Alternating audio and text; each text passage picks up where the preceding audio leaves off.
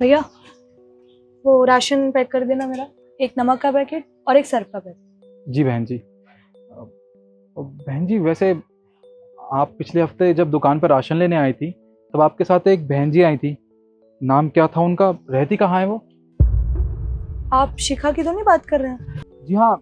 हाँ, आपने उनका नाम शिखा ही लिया था। है कहाँ वो और रहती कहाँ है? मेरे घर के 4 घर छोड़ के रहती हैं, क्यों क्या हुआ? अरे बहन जी आपको पता नहीं है, वो ना हमारी दुकान से काफ़ी समय से राशन ले जाती हैं, वो भी मुफ्त में, कभी पैसे नहीं देती। जब भी उनसे पैसों की बात करो तो टालती रहती हैं बात को, कहती हैं अगले महीने दे दूंगी, इस महीने पैसे नहीं है, उससे अगले महीने दे दूंगी। ऐसे करते करते 4 महीने हो गए। अरे दुकान है हमारी छोटी सी, कोई कारखाना नहीं है जो ऐसे मुफ्त में राशन बांटते फिरेंगे हर किसी को। पता नहीं पैसे कब देगी वो हमारे। भैया आपका गुस्सा जायज़ है, मैं जानती हूँ आप इसी दुकान से अपना घर चला रहे हैं, पर उसकी भी कोई गलती नहीं है क्योंकि उसके साथ बहुत बुरा हुआ है। बुरा हुआ? आखिर ऐसा क्या बुरा हुआ उसके साथ? भैया उसका पति एक्सीडेंट में मारा गया, उसके आगे कोई कमाने वाला नहीं है और उसके 3 छोटे छोटे बच्चे हैं, और रिश्तेदारों ने तो हाथ भी खड़े कर दिए कि वो उसकी कोई मदद नहीं करेंगे। और आपके भैया उसने तो पता नहीं कितने लोगों से पैसे ले रखे हैं अपना गुजारा करने के लिए।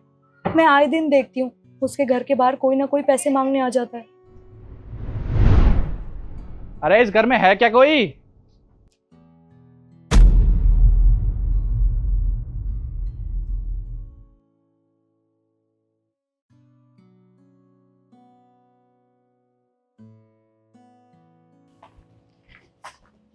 नमस्ते भाई साहब। तू ये बता मेरा किराया कब देगी?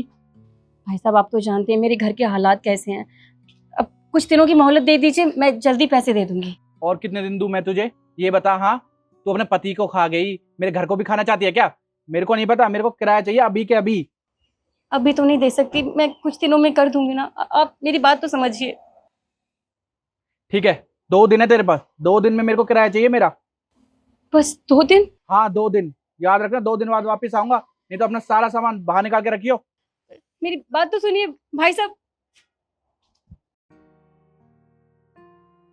2 दिन में किराया कहाँ से भरूंगी मैं?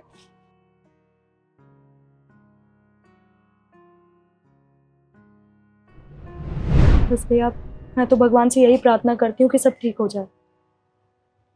आप मेरा राशन पैक कर दीजिए। जी।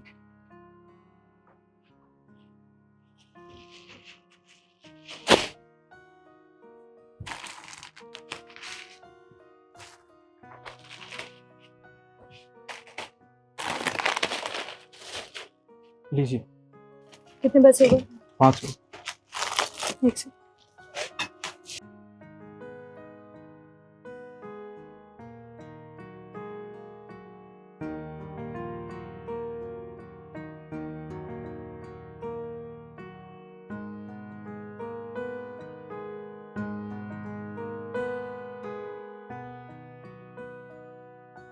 भैया आप यहाँ? आप कई दिनों से दुकान पे आई नहीं थी राशन लेने के लिए, इसलिए मैं आ गया यहाँ पे। देखिए मैं समझ सकती हूँ मुझे आपके पैसे देने हैं, पर आप परेशान मत होइए। अब तक का जितना भी हिसाब है मैं जल्दी चुकता कर दूंगी। अब बस मुझे कुछ दिनों की और मोहलत दे दीजिए, मैं जल्दी पैसे दे दूंगी आपके। बहन जी आप चिंता मत कीजिए, मैं आपसे कोई पैसे लेने नहीं आया हूँ, बल्कि ये थोड़ा राशन है, ये आपको देने आया हूँ। लीजिए। बहन जी आप संकोच मत कीजिए, देखिए ये राशन मैं आपके लिए ही लेके आया हूँ, और हाँ, इसके आपसे कोई पैसे नहीं लूंगा मैं। आपको याद है जब भी आप हमारी दुकान पर राशन लेने आती थी तब क्या कहती थी हमें? भैया मुझे राशन दे दो। आपने मुझे भैया कहा है, तो भाई का तो फर्ज होता है ना, जब एक बहन मुसीबत में हो तो अपनी बहन की मदद करना। वैसे तो मेरी कोई सगी बहन है नहीं, पर जब आपने मुझे भैया कहा है तो आप ही मेरी बहन हुई ना, इस नाते मैं आपके लिए ये लेके आया हूँ। ले लीजिए।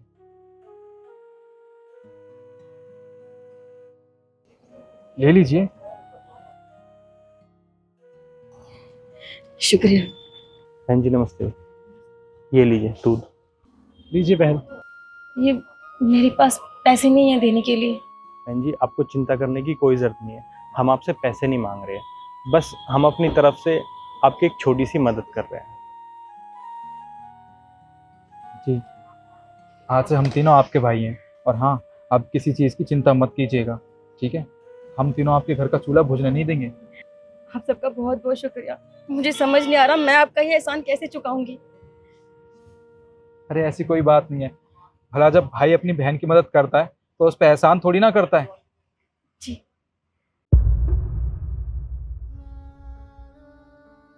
शुक्रिया। कोई बात नहीं, चलते हैं। नमस्ते। नमस्ते।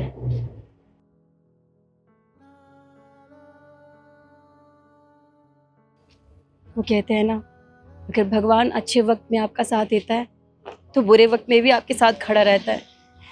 और भगवान ने इन तीनों को मेरा भाई बनाकर मेरी मदद करने के लिए भेज दिया। आपका एहसान मैं जिंदगी भर नहीं भुला पाऊंगी।